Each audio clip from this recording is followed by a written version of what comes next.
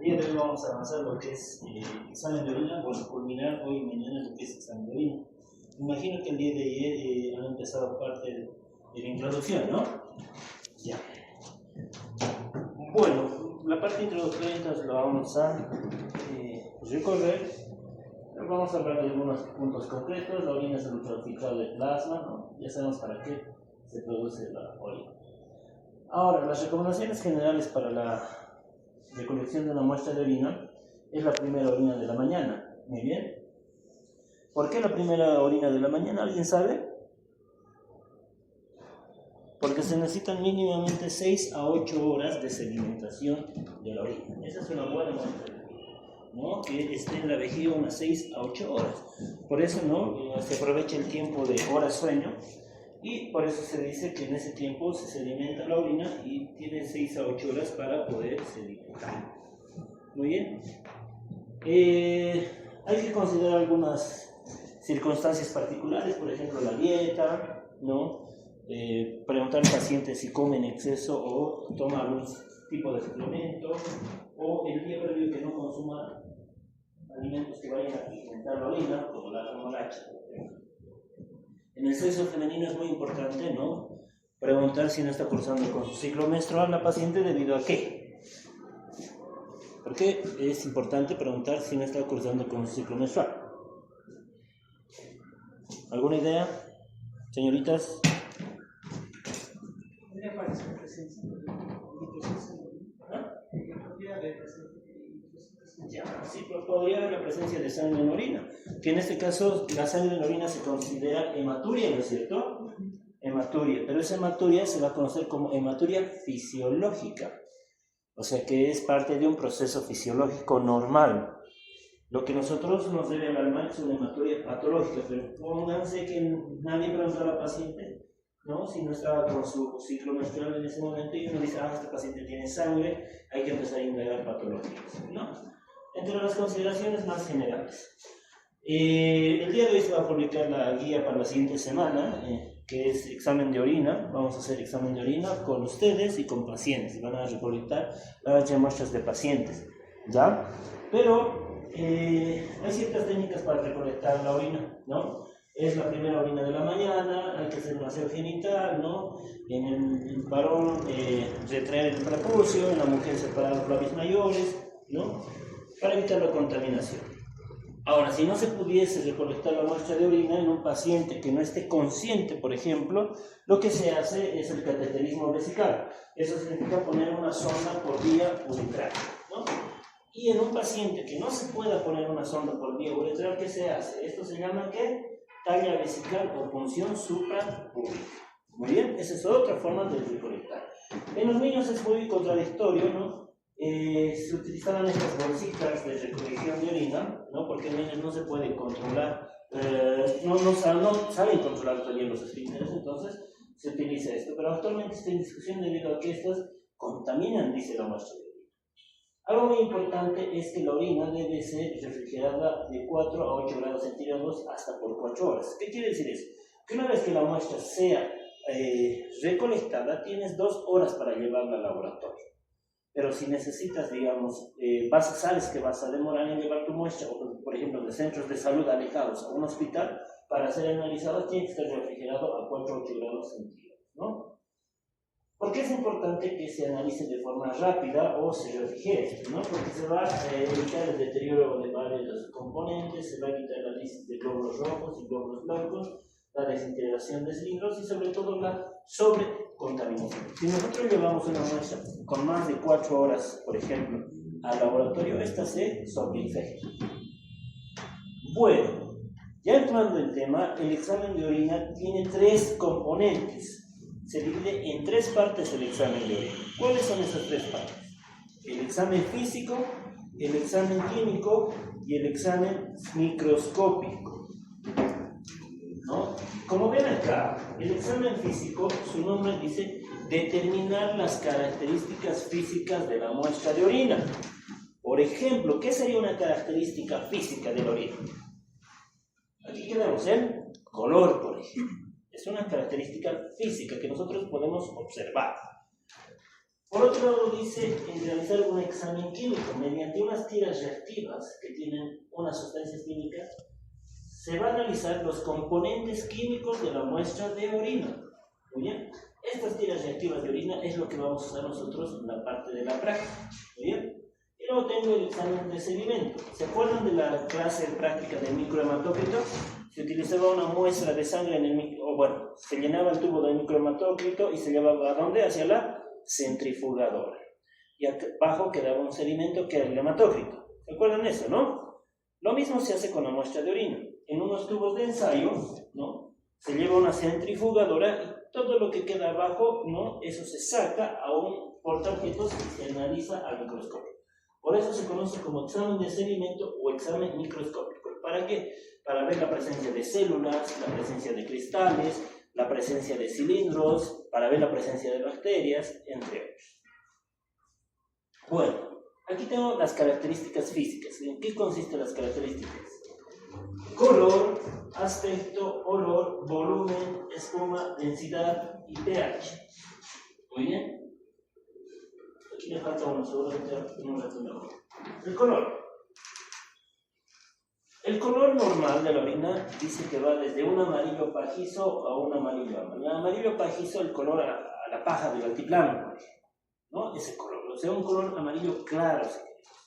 O puede ir un amarillo ámbar, un amarillo un poco más oscuro. ¿De qué va a depender mucho el color? ¿De qué depende el color de la orina?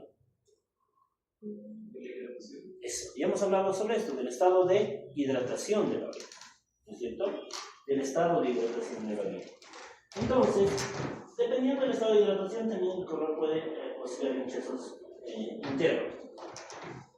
Ahora, el color va mucho de la mano del aspecto.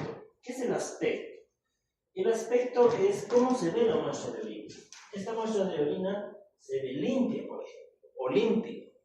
¿Cómo se analiza? ¿Cómo van a hacer en la parte práctica? Van a dar una muestra de orina, como ven en el gráfico. Muy bien, y lo que se hace, digamos que esta es la muestra de orina en un envase transparente, ¿no? Se hace y se agarra a contraluz. ¿Qué quiere decir? Tú debes ver acá, a través de la muestra de orina. Debes ver a través de ella, obviamente no al 100% nítido, pero se debe observar, ¿no? Es una muestra limpia. Ahora, si fuese una orina concentrada, un poco difícil, ¿no? Ahora, tenemos que saber las variaciones.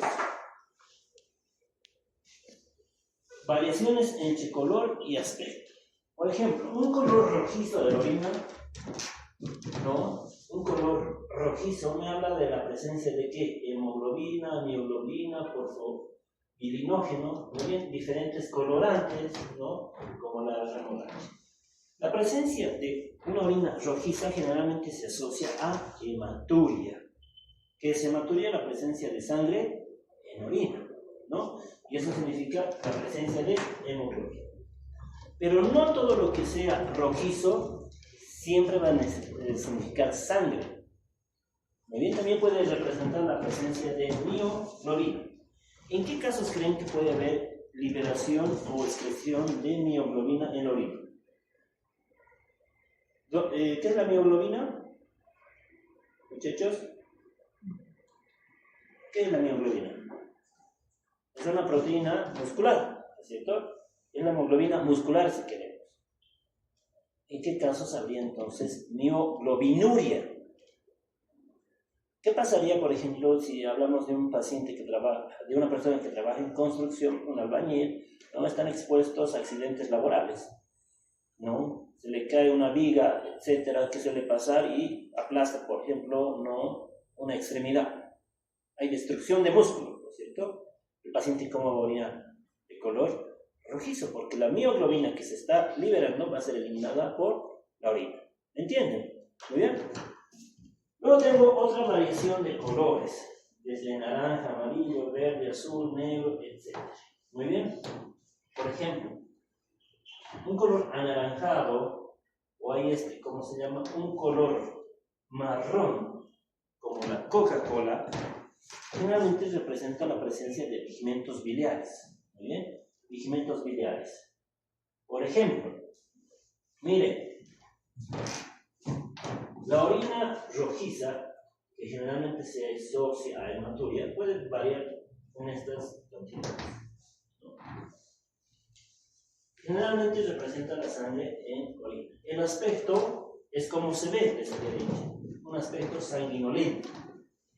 Luego puedo tener un color marrón, ¿no? Más o menos de esta manera. ¿A qué les hace similar esto? ¿Qué les parece? Los pacientes vienen y te dicen, doctor, estoy orinando como una gaseosa. ¿Qué gaseosa te parece este? Como la Coca-Cola. Ellos no te dicen, estoy orinando oscuro. Doctor, estoy orinando como la Coca-Cola. Eso se llama coluria. Coluria, que la orina tiene bastante color. ¿Qué le da el color al silencio? ¿Qué le da el color a la orina? La presencia de urobilinógeno. Ese color amarillento es gracias a la presencia del urobilinógeno. ¿Y de dónde viene este urobilinógeno? Del metabolismo de la bilirrubina. ¿Dónde se metaboliza la bilirrubina? En el hígado. ¿De dónde viene la bilirrubina? De la hemoglobina. ¿No es cierto? Si hubiese, por ejemplo, lisis de la hemoglobina como una anemia hemolítica, o si hubiese problemas hepáticos, ¿no?, que aumente la concentración de bilirrubina, por ejemplo, ¿en qué casos aumentaría la bilirrubina? Algo frecuente, cálculos biliares o problemas hepáticos, va a aumentar la bilirrubina. Ese exceso de bilirrubina va a ser transformada en urobilinógeno. Entonces la orina va a ser de color oscura como la Coca-Cola. Eso se llama coluria. Entonces, ¿para qué nos sirve el examen de orina? ¿No? Todos los componentes para no deducir, ¿no?, de qué probable patología esté cursando con el paciente. Si yo tengo un paciente con coluria, ¿eso qué significa? Que tiene elevados los pigmentos biliares. Entonces, si tiene elevados los pigmentos biliares, debo buscar enfermedades de la vía biliar, hepáticas o de los glóbulos rojos. ¿Se entiende? ¿No? Ahora, miren esto. Aspecto blanquecino, ¿no? Color blanquecino, aspecto turbio. Estoy orinando como chicha, te dicen algunos pacientes, ¿no? Está turbio. ¿Qué sugiere este aspecto turbio, lechoso? La presencia de exceso de glóbulos blancos, ¿no?, bacterias, y eso significa una probable infección urinaria. Siempre cuando viene un paciente, ¿no?, ya les había dicho en algunas clases, pedimos hemograma, creatinina, glucemia y examen de orina. Es fácil decirle al paciente, ¿cómo está orinando? ¿Te dice bien? Bueno. ¿Qué color orina? Amarillo, excelente. No, estoy orinando un poco blanquecino, turbio. Tienes que sospechar una infección urinaria. Y bueno, hay diferentes colores que dependen del estado de hidratación, etc. Hasta allí hemos visto color y aspecto. Vámonos con lo que es olor. ¿A qué huele la orina?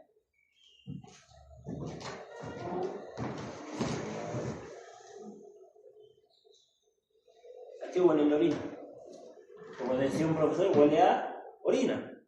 O sea, no hay un olor parecido al olor de la orina, porque el olor de la orina es característico, huele a orina. Y eso se llama sui generis o sui generis. ¿Eso qué significa? El olor es propio de la orina. ¿Muy bien? No hay una descripción particular. Todos alguna vez han sentido el olor de la orina. Eso es el olor normal. Ahora, ¿qué condiciones pueden darnos, no, o qué alteraciones podemos tener? Olor amoniacal. ¿Alguna vez han olido el amoníaco? Yo creo que no, tal vez, ¿no? Pero el mal olor de la orina, el olor fétido o la fetidez, generalmente significa ¿qué? Infección urinaria. Puede haber otras alteraciones, por ejemplo, un olor fecaloide. ¿Qué significa fecaloide? A heces fecales. ¿En qué casos la orina puede oler a heces fecales? Es raro, les diré. En caso de fístulas vésico-intestinales. ¿Qué es una fístula? Es una conexión, ¿no?, anormal entre dos órganos. O sea, una conexión vejiga e intestino. Entonces, la materia fecal pasa a la vejiga y por eso hay un olor fecaloideo, ¿no? Esas fístulas se generan secundario a procedimientos quirúrgicos, procedimientos de malformaciones en los bebés, por ejemplo. Y así tengo varias alteraciones. Miren, hedor hepático, humedad, rancia, sudor de pies, sulfúrico. Y aquí tengo sus alteraciones. Olor a fruta. O dice, en algunos textos dicen olor a manzana.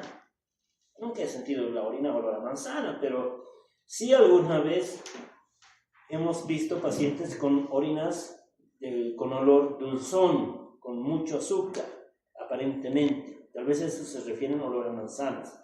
Eso nos sugeriría que la presencia de hiperglucemia, que puede ser secundario a una diabetes. ¿Muy bien? Volumen, otra característica de la orina. Bueno, el volumen de orina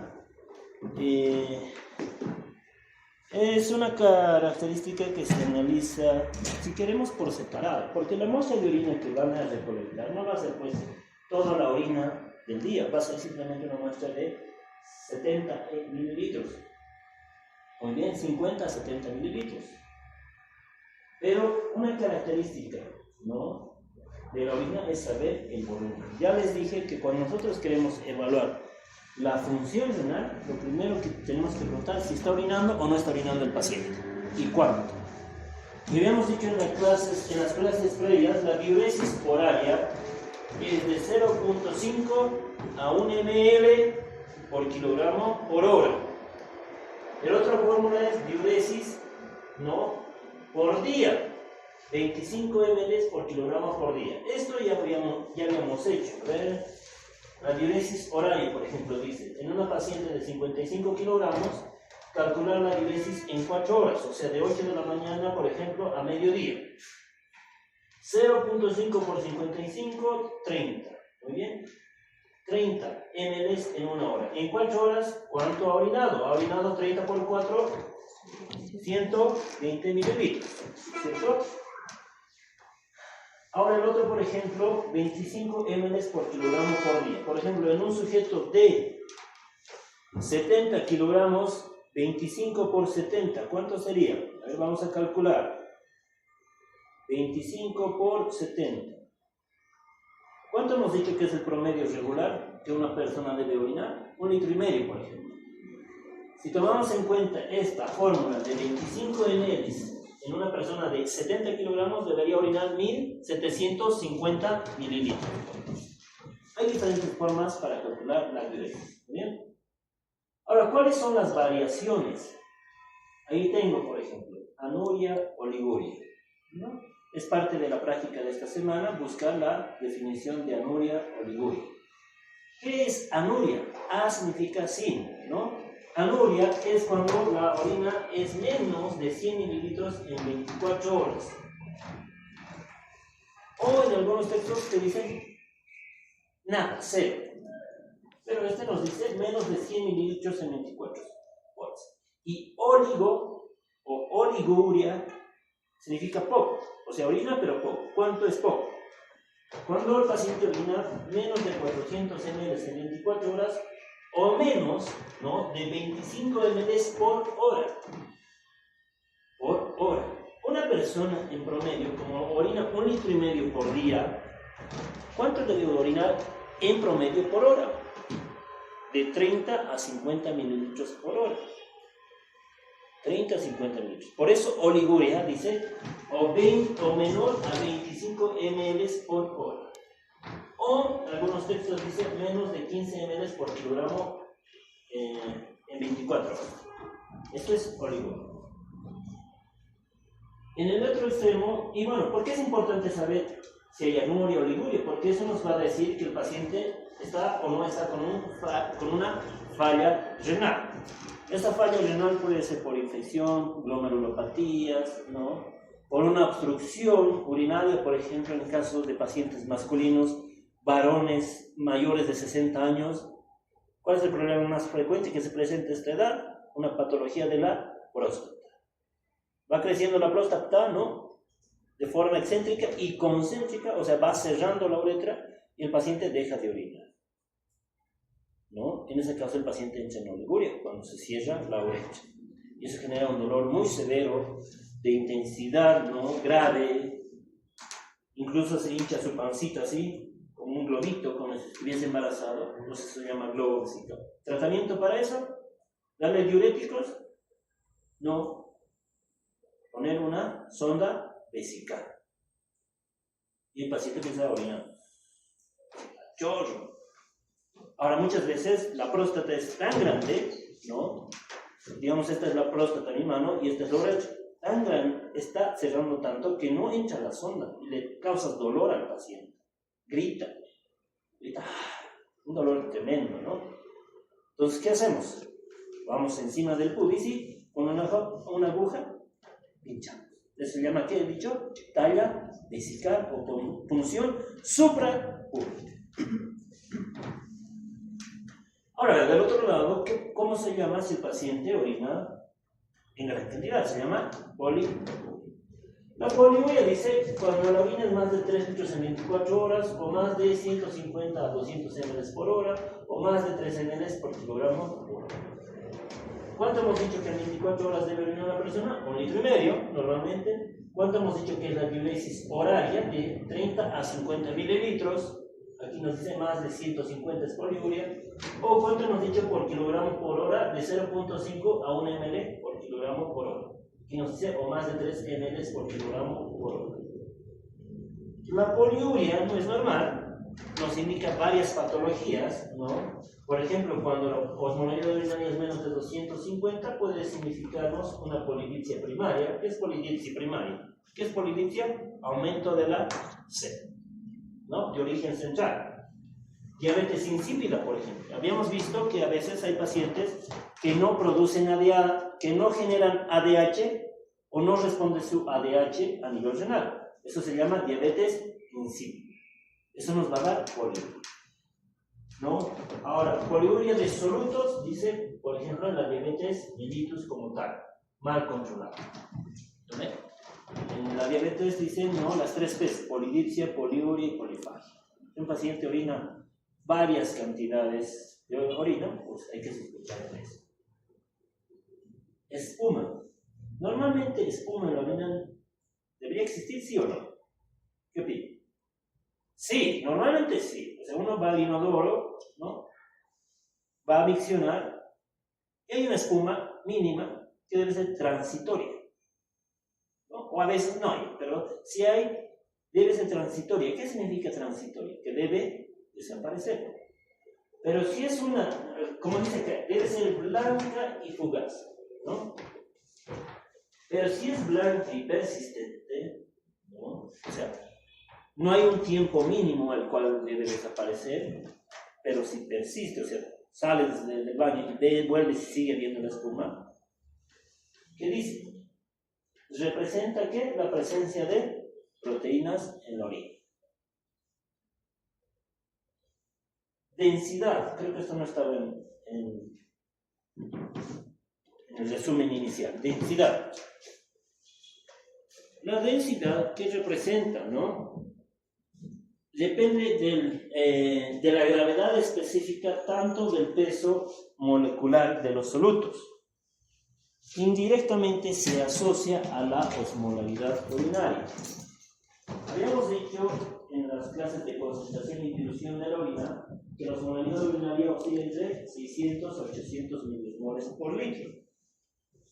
Ahora, la densidad urinaria no está al 100% asociada a la osmolaridad, pero sí indirectamente, porque como dice acá, a diferencia de la osmolaridad que solo depende del número de partículas, la densidad depende de la gravedad específica como del peso del número de ellas.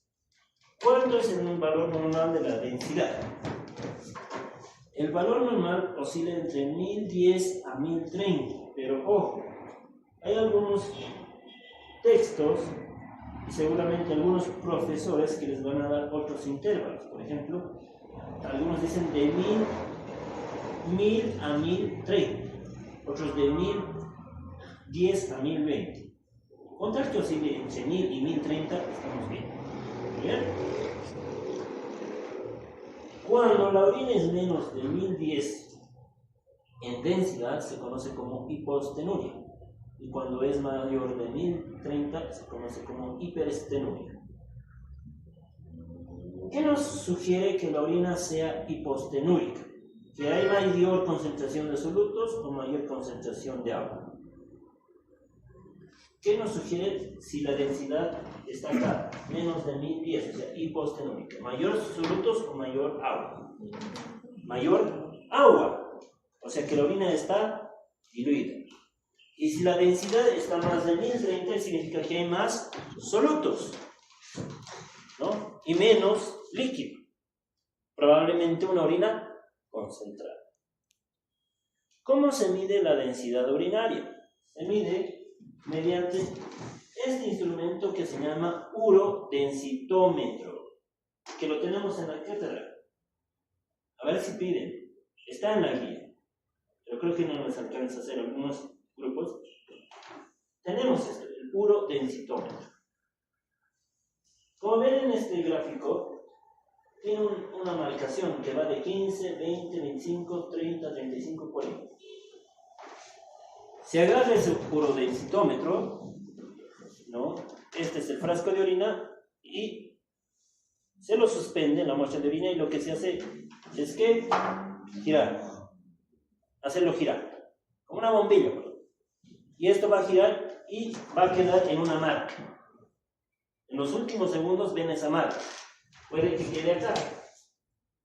¿Cuánto sería aquí la densidad? 1025. De esa forma se calcula la densidad. Eso es lo que vamos a hacer en la parte práctica.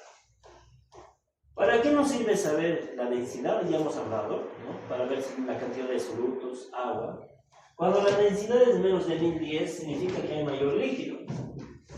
Por ejemplo, ¿en qué casos hay mayor líquido en la orina? Ante el uso de diuréticos. ¿Qué son los diuréticos? Son fármacos que aumentan la diuresis, el volumen de orina. 2. En la diabetes insípida, ya hemos hablado, en el hiperaldosteronismo. Ahora, cuando la densidad es más de 1030, significa que hay mayor cantidad de solutos.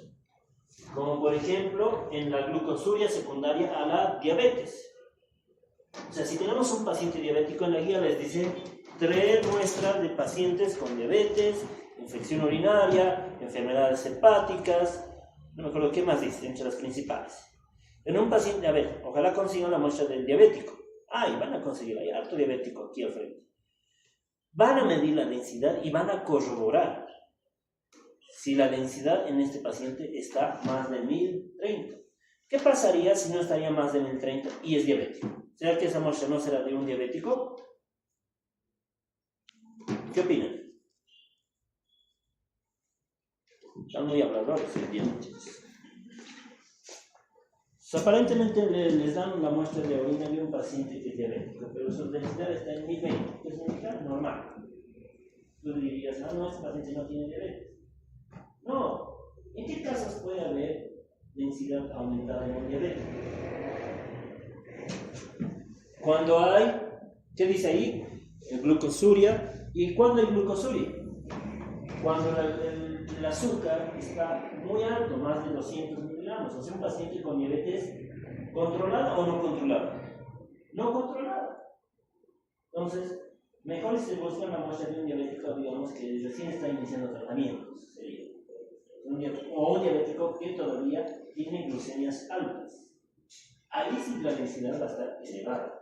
¿Bien?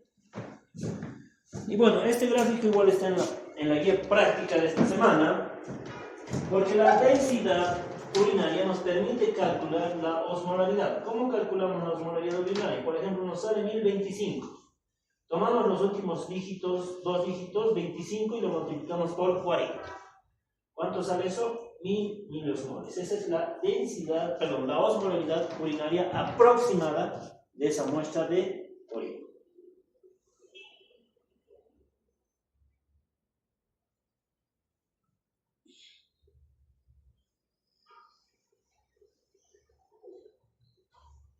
Ya no sé si ya les han compartido, ya se está publicando la guía de prácticas de la siguiente semana. Ahorita el doctor Ponce ya me confirmó que la receta.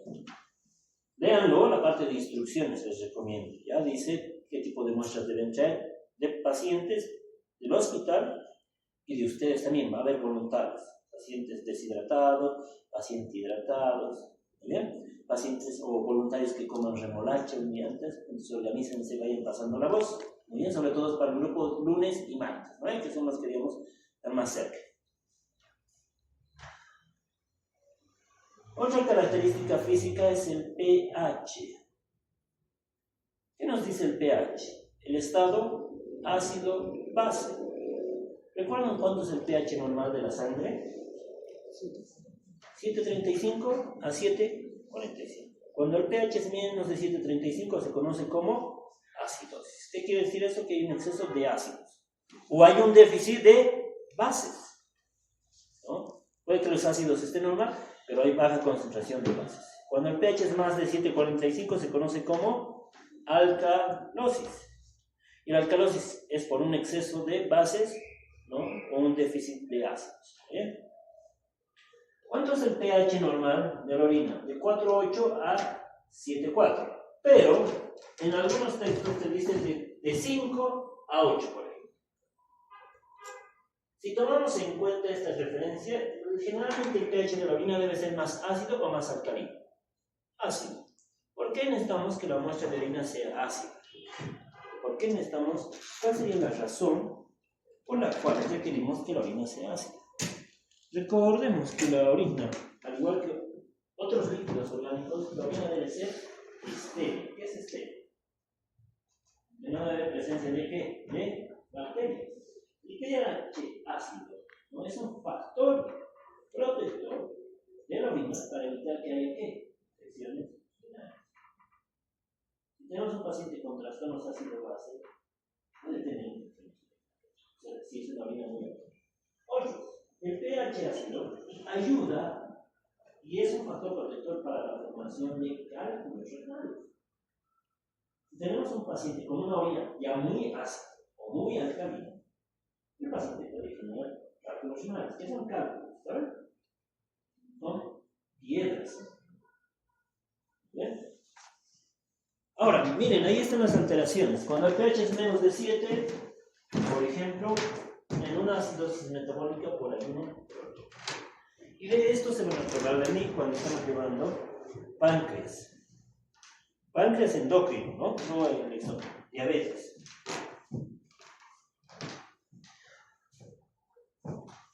Cuando una persona está en ayuno prolongado, ¿cómo van a estar los niveles de azúcar?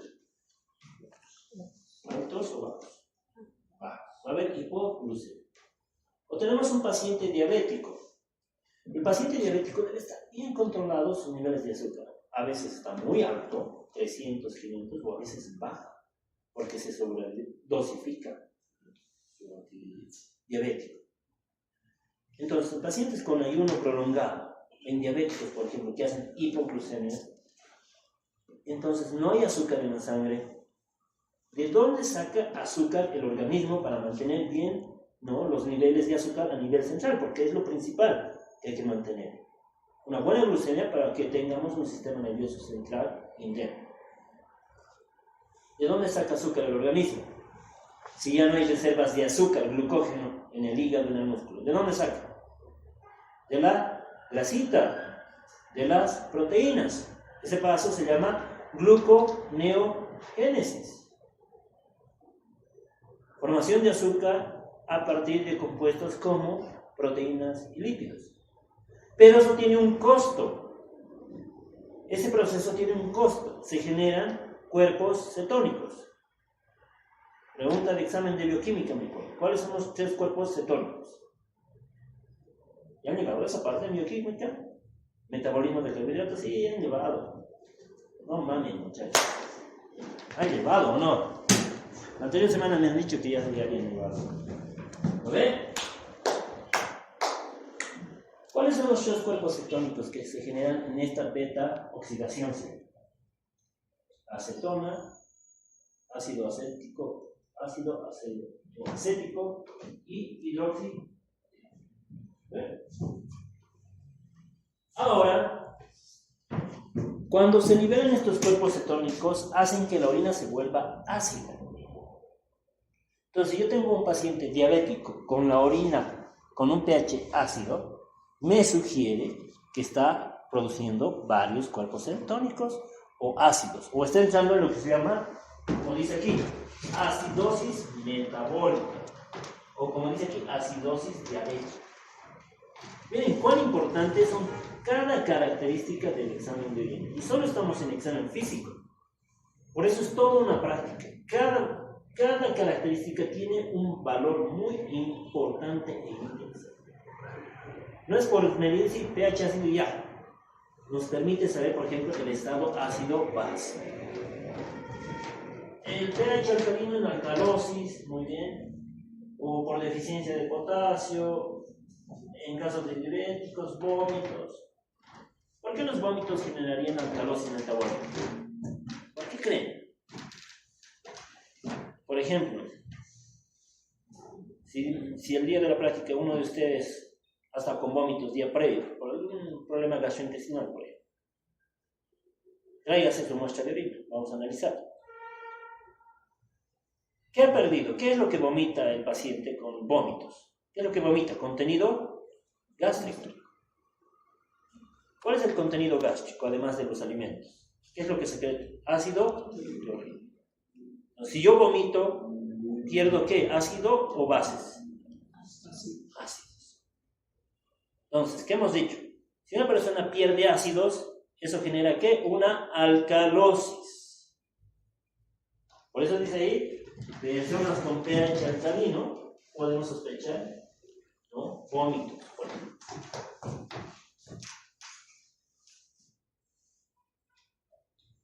Examen químico. Bueno, el examen químico está conformado por proteínas, glucosa, hemoglobina, urobilírubinos, cuerpos cetónicos, nitritos y hay un poco más, algunos que voy a presentar. Como les decía, el examen químico consiste en determinar las características químicas de la orina, ya no físicas, químicas de la orina, mediante estas tiras reactivas, que son unas almohadillas que tienen reactantes químicos para cada componente químico de la orina.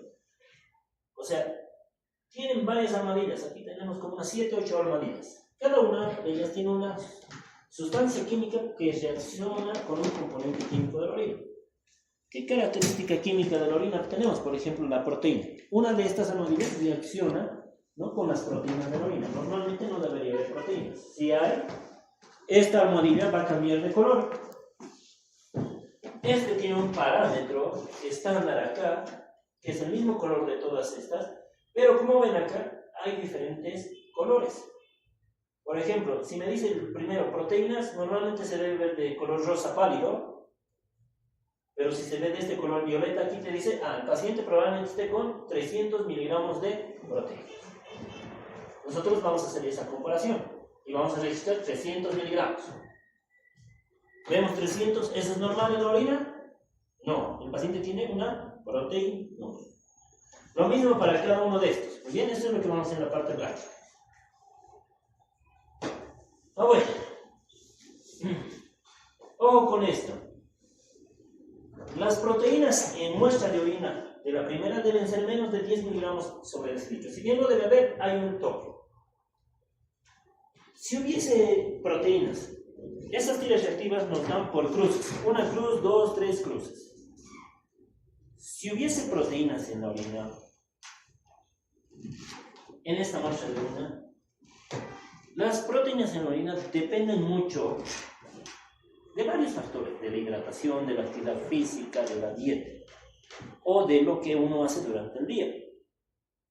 Puede que al hacer la muestra de orina el paciente no nos haya hecho mucho ejercicio, o se haya deshidratado y nos dice proteínas positivas. No, tiene proteínas en la orina. ¿Qué debo hacer? Ese es un valor cualitativo el que nos va a dar esta tira reactiva. ¿Qué es cualitativo? Que no es un valor tan específico que nos habla de la calidad. ¿Tiene o no tiene? Te dice. Pero lo que corresponde hacer cuando una persona tiene proteínas en un examen de orina con tira reactiva, si nos sale positivo, es hacer un estudio que se llama orina o proteinuria de 24 horas.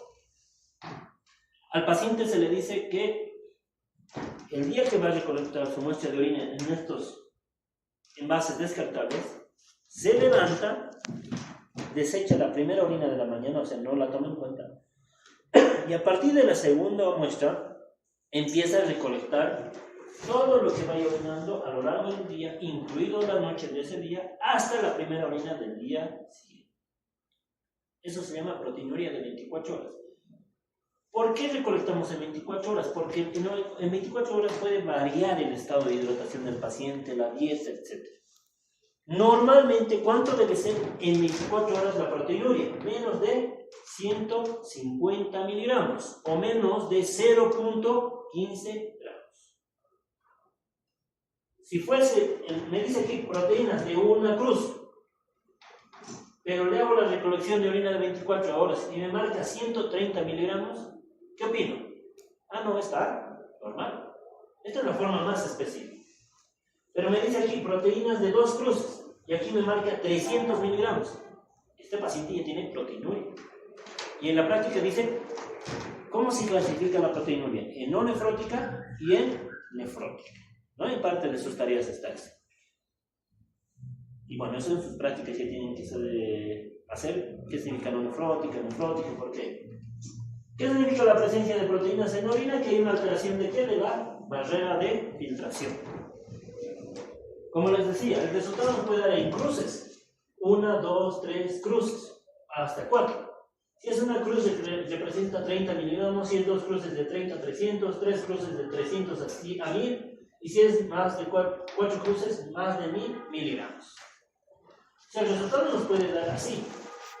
1, 2, 3 cruces, o a veces nos da de esta manera, de 30 a 300, ¿no? Obviamente, si un paciente tiene una cruz, me haría sospechar de que tal vez es un error. Porque es mínimo. Al hacer orina de 24 horas me sale menos de 100. Pero 4 cruces significa la intensidad severa. Seguramente ya no me va a salir pues 300, 400 miligramos en la orina de 24 horas, me saldrá en gramos. 1, 2 gramos, 3 gramos. Muy bien. Vamos a quedar ahí, muchachos. ¿Listo? Estamos en proteínas en el examen químico.